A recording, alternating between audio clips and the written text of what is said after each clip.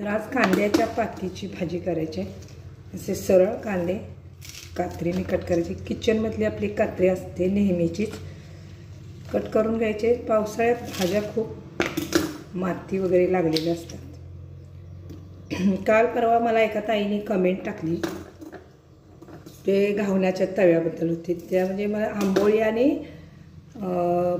आपलं घावण याच्यामध्ये फरक आहे। आंबवून करतात ते आंबोळी। तर त्यांनी परत मला कमेंट केली की राग आला का तुम्हाला, म्हणजे त्याच व्हिडिओ खाली। तर राग कशाला, राग का, मी असं म्हणते जी व्यक्ती आपल्याला नवीन नवीन गोष्टी सांगत असते आपण ॲक्सेप्ट करायच्या। प्रत्येक भागात निरनिराळ्या पद्धती असतात, बोलीभाषा असतात, हे आपण मान्यच करायला पाहिजे। आणखी एका दादांनी मला सांगितलं की 16.9 असं लिहिलेलं असतं तो कोणी कॅमेरावा। तर मी तसंच करत होते, परंतु काय झालं त्याचं अचानक सेटिंग बदललेलं होतं, ते माझ्या लक्षात नाही आलं। आणि मी त्यांना कमेंट काय केली, अहो मी तसंच करते। पण नंतर माझ्या लक्षात आलं की फुल स्क्रीनवर, आणि त्यांनी मला सांगितलं की 16.9 जर तुम्ही ॲडजस्ट कॅमेरा करून शूटिंग केलं तर त्याला जाहिराती येतात।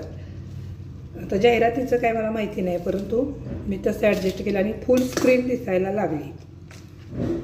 आणि मग आता मी म्हटलं राग कसला, ह्याच्यात रागाचा काय प्रश्न नाही, राग वगैरे काय धरायचा नसतो। आणि सबस्क्रायबरनी तर अजिबात धरायचा नसतो। अनेक गोष्टी आपल्याला कमेंटमधून पण माहिती होत असतात। तर कशाचा राग वगैरे काही धरायचा नाही आणि आपलं काम आपण करायचं। आपला ग्रुप छान आहे तर तो कंटिन्यू करायला पाहिजे। तर बोलत बोलत हे काम करून घेतलं, आता हे धुवून घ्यायची आणि मग परत बोलायचं, तोपर्यंत स्किप करूया। पूर्वी स्वयंपाकघरात फक्त वेळीच वापरली जायची, परंतु कालमानात बदल झाला तसा स्वयंपाकघरातल्या वस्तू वापरण्यात देखील बदल झाला। म्हणजे तसं पाटा वरवंट्याची जागा किंवा खलबत्त्याची जागा घेतली मिक्सरने, तसं अगोदर विळी होती आणि विळीच्या नंतर आला तो म्हणजे चाकू, आणि आता चाकूच्या नंतर कात्री। म्हणजे आम्ही चाकू पण वापरतो, कात्री पण वापरतो आणि विळी पण वापरतो। आता हे तिन्ही वस्तू कशासाठी वापरायच्या, तर तिन्हींचे निरनिराळे उपयोग असतात। भाजी अशी चिरत बसण्यापेक्षा पटपट पटपट कापून घेता येते कात्रीनं, म्हणून हे असे सोयीसाठी सगळं झालेलं आहे। म्हणून बदल हे उपयोगाचे असतात। काही दिवस लोक त्या बदलाला नावं ठेवतात, परंतु बदल हे आवश्यक असतात आणि कालांतराने सर्वजण ते स्वीकारतात पण। म्हणून वेळीच्या ऐवजी हे दोन धरून मी कात्रीचा वापर बऱ्यापैकी आता किचनमध्ये करायला लागले। तर आता बनवायची कांद्याची भाजी। मुगाची डाळ घालणार आज, तुरीची घालणार नाही, लवकर शिजत नाही, भिजवलेली असली म्हणजे पटकन शिजते।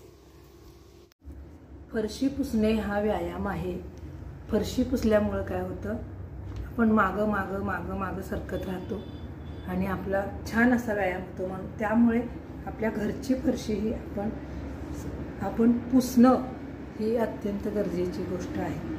त्यामुळं फरशी स्वतः पुसणं ही चांगली। जर कामाला कोण असेल तर आठवड्यातून किमान एकदा तरी आपण फरशी पुसलीच पाहिजे।